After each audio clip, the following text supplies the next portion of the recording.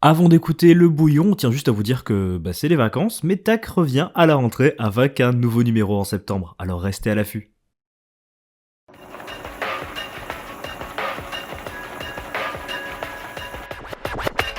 Le bouillon, le bouillon, le bouillon, le bouillon. Exhausteur de saveurs musicales. Salut à toutes et à tous, vous écoutez Le Bouillon, l'émission musicale du média Tac. Aujourd'hui on vous propose de découvrir Gat, artiste rap du label Blow Up, inspiré par la trap.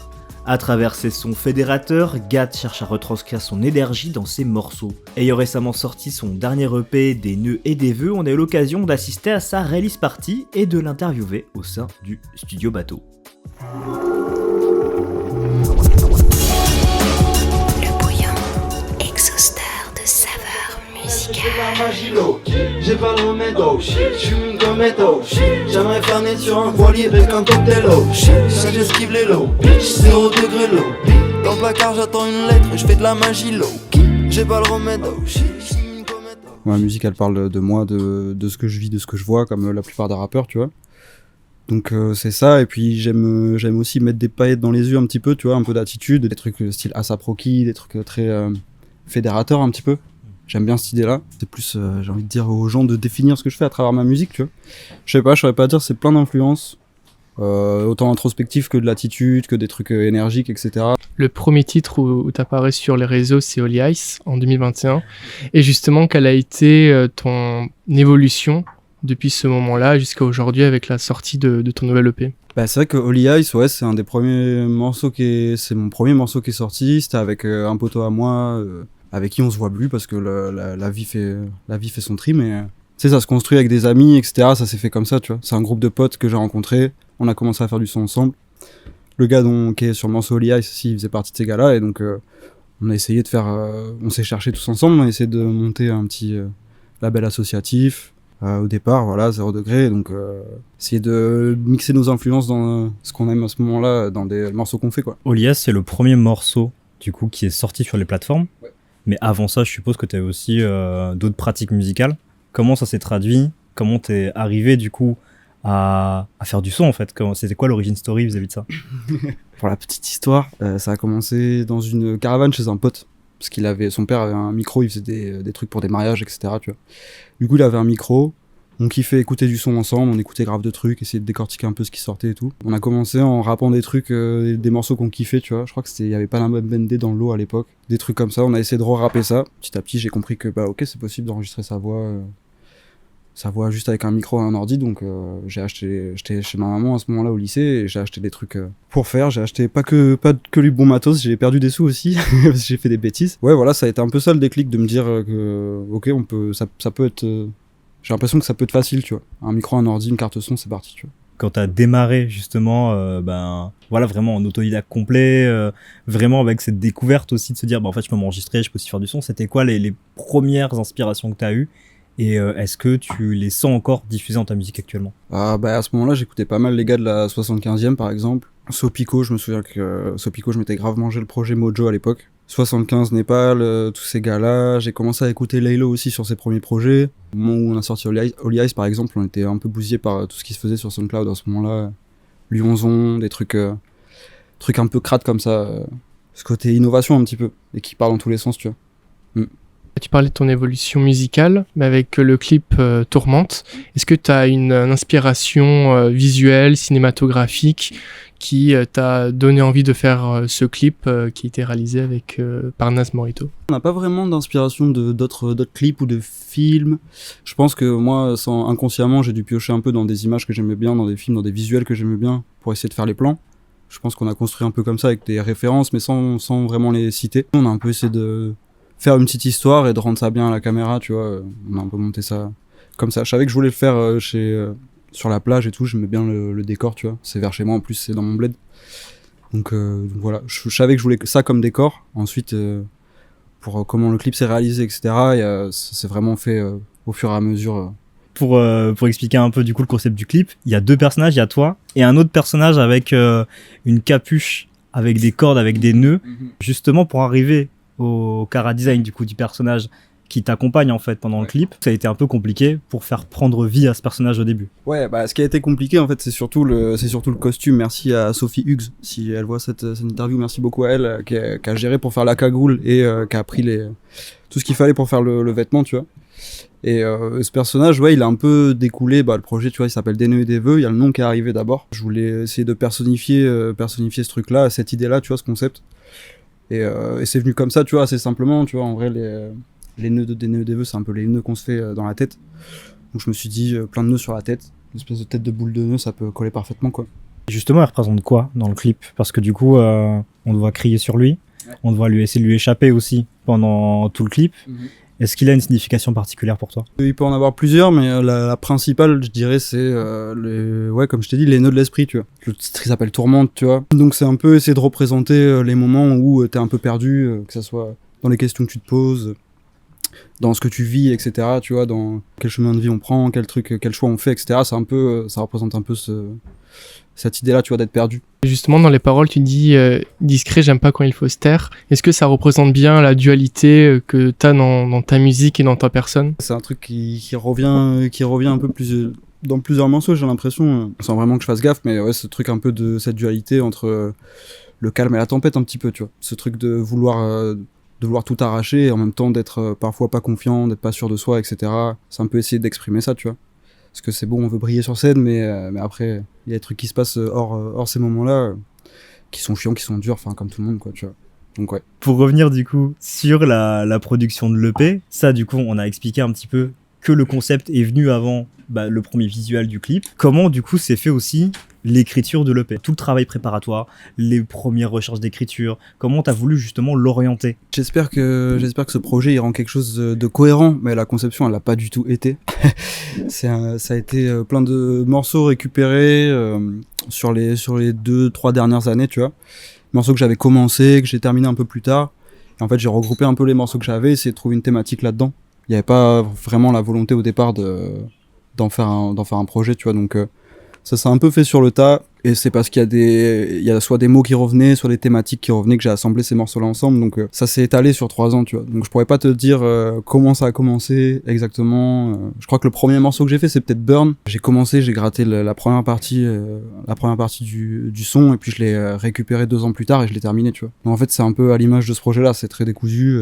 Donc ça s'est fait un peu comme ça. Des nœuds et des vœux, c'était un titre qui me plaisait bien, en fait, que je trouve, enfin, phonétiquement, je trouve que ça sonne bien, tu vois. Et ça permettait aussi d'exprimer la dualité dont tu parlais tout à l'heure, tu vois. Donc j'ai trouvé ça cool. Je me suis dit aussi que du coup, en image, ça pourrait rendre bien. C'est beaucoup le titre, en fait, qui a orienté l'ADA du projet, on va dire, au final. T'as fait pas mal de feats et des sons par-ci par-là avant ce projet. Qu'est-ce qui t'a décidé de te dire je vais sortir ce projet, je vais enfin faire un EP vraiment consistant? Il y a eu plein de collabs avant, c'est un peu la facilité, les featuring, c'est facile de faire du son avec tes potes, c'est cool, tu vois. Franchement, tu prends pas la tête et ça sort vite, t'as pas besoin d'écrire 2 couplets.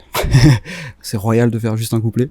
Donc c'est un peu pour ça qu'il y a eu beaucoup de feats avant. On fonctionnait comme ça quand on faisait entre potes, mais en même temps, ça permet pas non plus d'exprimer tout ce que toi tu as envie d'exprimer, la couleur que tu veux mettre, etc. Tu vois. Et même si elle est en recherche, j'avais quand même un propos et certaines couleurs que je voulais montrer, tu vois, et que j'aurais pas pu faire avec d'autres personnes, je pense, tu vois. Ça, c'est un peu des compromis parfois, donc dans les styles et tout. Donc ce qui m'a décidé, ouais, c'est l'envie de pouvoir me présenter personnellement vraiment aux gens, ceux qui écoutent. On parlait du coup justement des featuring, de la manière d'écrire aussi qui est différente quand justement on compose à plusieurs mains.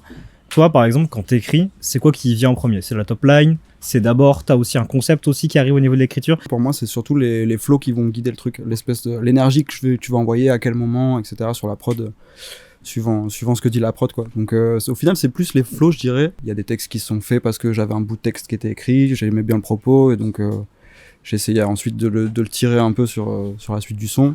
Il n'y a pas une façon, il n'y a pas une recette, mais plus souvent, je dirais les flows, ouais, les top lines, franchement. Du coup, ouais, tu te laisses beaucoup guider par le flow. Est-ce que c'est aussi la prod qui guide aussi le processus d'écriture? Est-ce que, par exemple, t'arrives aussi tu fais un peu du mumble, c'est-à-dire en fait, tu marmonnes un peu aussi les paroles avant du coup de commencer l'écriture. Comment ça se déroule concrètement sur ce processus de rédaction? Me dire comment je me place sur la prod à tel moment, en fait, juste j'écoute et j'essaie de voir l'énergie qui serait le mieux, et ouais, ça passe par du mumble. Je fais des petits flows, tu vois, je sens qu'il y a un truc, je le garde.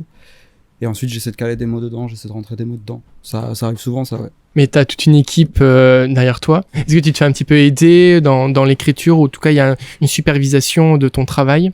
Pour le coup, le texte, non, franchement, c'est purement personnel en vrai. C'est que je demande pas forcément à mes gars. Ils ont une oreille évidemment sur ce que je fais et tout ça, donc on se fait écouter quoi. Mais le processus en lui-même d'écriture, non, c'est souvent un processus solitaire, carrément.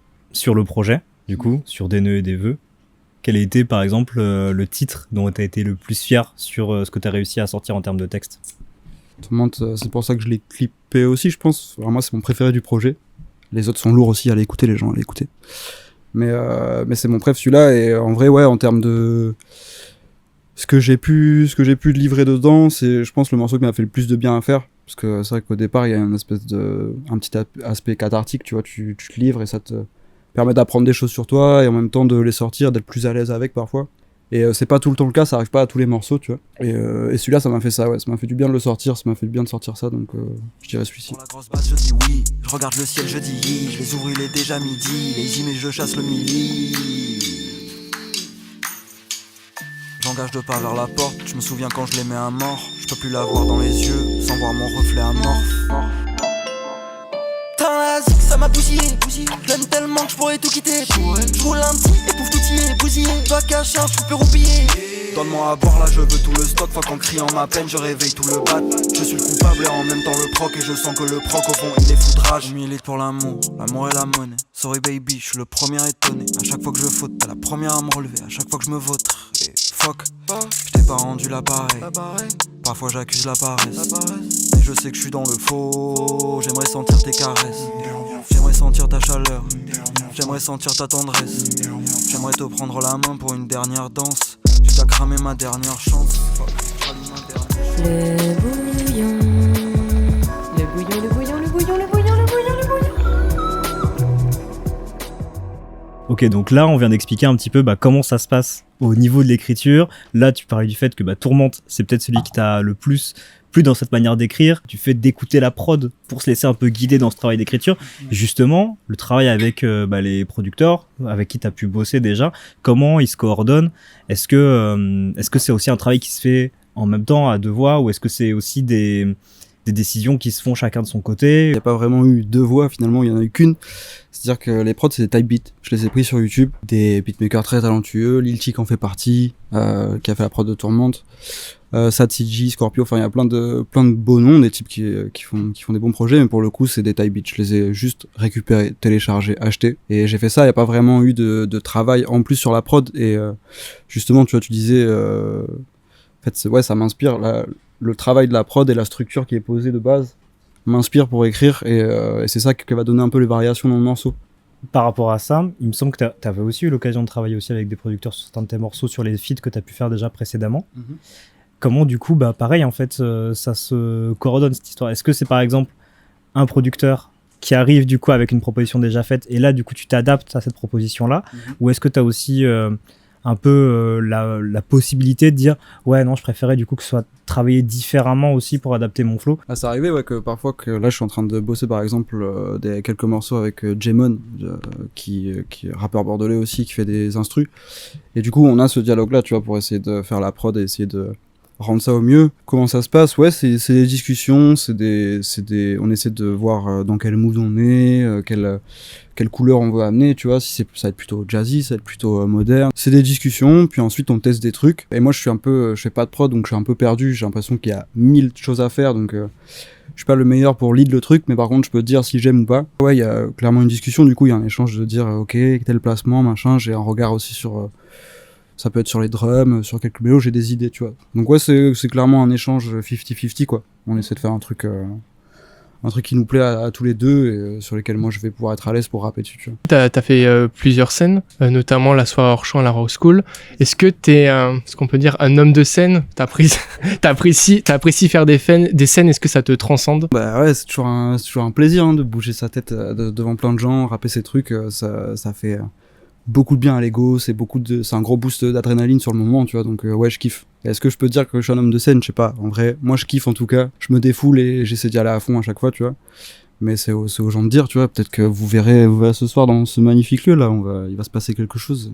J'aime beaucoup ça en tout cas. Je kiffe, c'est vraiment un terrain pour s'amuser, pour s'exprimer qui est trop chouette et tu peux gueuler dans le micro, ça va faire mal à personne, tu vois. C'est pas comme gueuler sur quelqu'un, tu peux t'énerver dans le micro, ça va faire chier personne, les gens ils sont là pour ça en général. Bah nous par exemple on t'avait vu du coup à la soirée hors champ. Également du coup t'avais fait la fête de la musique, pour contextualiser pour les auditeurs qui ne le savent pas, à Bordeaux. Notamment à BioBurger, il y avait une soirée du coup du label auquel tu participes qui est Blow Up. La question qui se pose, c'est que c'est souvent des scènes où tu sais que tu as déjà un public qui va être acquis parce que ils connaissent aussi les propositions de Blow Up, mais tu as aussi une autre partie du public qui te connaît pas forcément. Comment tu arrives en tant qu'artiste à appâter tout le monde et à arriver du coup à attraper en fait tout ce public qui est pas forcément habitué du coup à tes sons. Il faut y aller quoi. Faut envoyer, faut pas avoir peur d'y aller, défendre sa musique à fond. C'est pour ça que c'est aussi hyper important de sortir des choses dont t'es fier, etc. Tu vois, que tu kiffes parce que du coup en fait c'est d'autant plus simple à défendre derrière. Tu sais que t'as envie de rapper ça, tu sais que t'as envie de sortir ça comme son. Donc en fait faut y aller. Des répètes évidemment, on fait des répétitions, tu vois, pour histoire d'ancrer bien les textes dans la tête et on essaie de bosser ça. J'allais dire il y a pas trop de préparation, mais en fait si il y a de la prépa. On essaie de bosser la scéno, par exemple, on fait beaucoup de scènes avec Sticky et Yama qui font aussi partie du label Blow Up. Et du coup, c'est essayer de savoir qui prend le lead à quel moment, etc. Les placements, c'est des conseils tout bêtes, mais regarder les gens dans les yeux, essayer d'être convaincant et convaincu en vrai. Quand je suis sur scène, c'est le moment où je me lâche, où je me défoule et si en fait, je me dis si je kiffe, les gens vont kiffer, tu vois, derrière. C'est un peu l'esprit, quoi. Toi, par exemple, sur la plupart de tes scènes, t'arrives à attraper un peu les gens aussi, en faisant sauter les top lines, en faisant bouger un peu les gens, tout ça. Comment ça s'est ancré, ça, justement, dans ta scénographie, dans ta manière de travailler? C'est des tests, c'est des trucs de dire, là, sur ce morceau-là, je sais que les gens, ils vont plus chanter la top line, ou là, je sais qu'ils vont plus turn up. Il y a eu des essais et des erreurs, justement, pour arriver à ça? Ouais, on a fait plein de tests avec les gars pour savoir, à quel moment est-ce qu'on pouvait faire scander au public telle ou telle parole, parce que on a envie de faire partager les gens en fait, c'est aussi ils sont là pour ça, tu vois, et pas juste qui regardent des gars rapper, donc c'est important de taffer ça, on essaye, c'est des tests, et puis en fait c'est aussi tu fais des morceaux et puis tu te rends compte aussi à force de faire des morceaux sur scène, on a fait quelques scènes l'année dernière et cette année en début d'année là, et tu te rends compte aussi de ce qui marche ou pas forcément, tu vois. Donc ouais, c'est un petit travail d'essayer de prendre ça en compte et de l'amener aux gens. Et ça se fait aussi un petit peu en amont parfois dans la construction des morceaux, tu vois. Genre ça peut être un moment où je me dis ok, là je sais que il faut un truc où j'ai beaucoup rappé par exemple, ça c'est un morceau où j'ai beaucoup rappé, je vais me dire ok, là il faut un petit moment où les gens peuvent se raccrocher, chanter un truc. On parlait tout à l'heure de Blow Up. Justement, il y a quand même une scène bordelaise qui commence à s'installer, une jeune scène bordelaise, et avec également d'autres collectifs. Est-ce qu'il y a une certaine énergie qui se dégage de tous ces collectifs, de toute cette scène? Est-ce que toi aussi tu t'accapares, est-ce que tu la sens cette énergie? Est-ce que tu t'accapares cette énergie également? Tout le monde en profite, tous ceux qui sont en truc en profitent, tu vois, je pense qu'on a tous envie de créer quelque chose en commun, d'essayer de un minimum représenter la ville, tu vois. Bordeaux c'est pas forcément une ville qui est sur la carte du rap, donc si on peut tendre à ça et en même temps se faire kiffer tous ensemble, comme je te dis, c'est du partage, tu vois, que ce soit avec le public ou avec les gens avec qui tu taffes, tu fais ça, tu fais des scènes, etc. Donc il y a une petite volonté de faire espèce de groupuscule, tu vois, comme ça, de personnes qui font des trucs qui kiffent ensemble. Après ça fait kiffer de voir des gens réunis dans un même but, tu vois, passer une bonne soirée, ou alors que ça soit pour de la créa, etc. Ça fait du bien d'être entouré, de partager ça, clairement, ouais. C'est plus sympa que de le faire juste solo dans ta chambre, quoi. Là, on parlait juste du fait qu'il y avait une énergie, une communauté qui commençait à se créer, même si effectivement les scènes, par exemple, sont pas forcément toujours adaptées du coup pour le public rap. Ouais. C'est toujours un peu compliqué du coup pour arriver à se faire une place. Toi, de ton point de vue, en tant qu'artiste émergent, quel serait par exemple un conseil que tu as déjà reçu, que tu aimerais faire partager à d'autres gens qui aimeraient aussi se lancer du coup dans le rap sur Bordeaux? Faites ce que vous kiffez. Si vous avez peur de quelque chose, allez-y. Ça veut dire que c'est important pour vous. En fait, il faut faire, quoi. Il faut essayer de faire un maximum et de construire avec les gens. C'est important, quoi, pour créer des choses qui durent, je pense. Si je peux rebondir peut-être dessus, justement le fait de créer avec les autres, ça justement en te mettant dans un collectif, c'est quelque chose que tu as pu ressentir un peu plus. Tu sens aussi ce fait que du coup en fait c'est plus fédérateur aussi de pouvoir travailler plus en groupe que tout seul. Ça fait du bien de pouvoir partager ça avec des copains en fait. Dans le cas, moi tu vois, j'espère, j'ai envie d'en vivre de la musique. Bon, ça serait impensable je pense, et un peu gaze de faire ça tout seul, tu vois. Je pense que je m'ennuierais. Donc c'est aussi, si t'as des gens qui ont le même objectif et que tu peux tracer la route avec eux ensemble, c'est encore plus de régal, tu vois, en vrai. Est-ce que justement tu vois cette EP comme une étape pour quelque chose de plus grand? Est-ce que tu as déjà des plans pour la suite alors? Ce projet-là, c'est un peu une carte de visite pour moi, tu vois. C'est un peu un moyen de montrer les différentes facettes, plusieurs trucs que je sais faire. Il y a du rap, il y a de la mélodie. Ouais, je le vois un peu comme ça, ouais, ce projet-là. Mais évidemment que ça cache un peu le reste des ambitions qui sont derrière. Ouais. J'ai envie de faire quelque chose de beau, tu vois. Des singles qui vont arriver pour sûr, des petits clips par-ci par-là. Il y a Z là-bas qui est derrière qui va nous concocter des bons petits bails, je pense. D'autres projets qui vont arriver, j'espère, des petites EP, etc. C'est un peu l'objectif là pour la fin d'année, parce que t'as vu, il faut être productif, gros. Donc voilà, c'est un peu les objectifs là pour ce qui suit. Et au niveau des concerts, il me semble qu'on a des dates je sais qu'on a des dates à la rentrée, mais j'ai pas les dates précises, j'ai pas envie de te dire de bêtises. Là pour l'été c'est free, on va profiter, essayer de finir quelques trucs, etc. en Zoom, plutôt derrière. Mais ouais, concert à la rentrée, des trucs qui vont sortir bien sûr.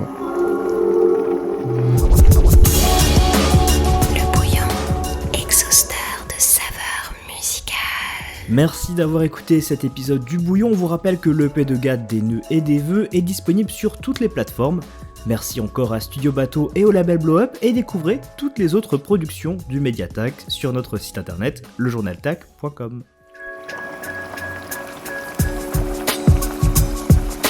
Le Bouillon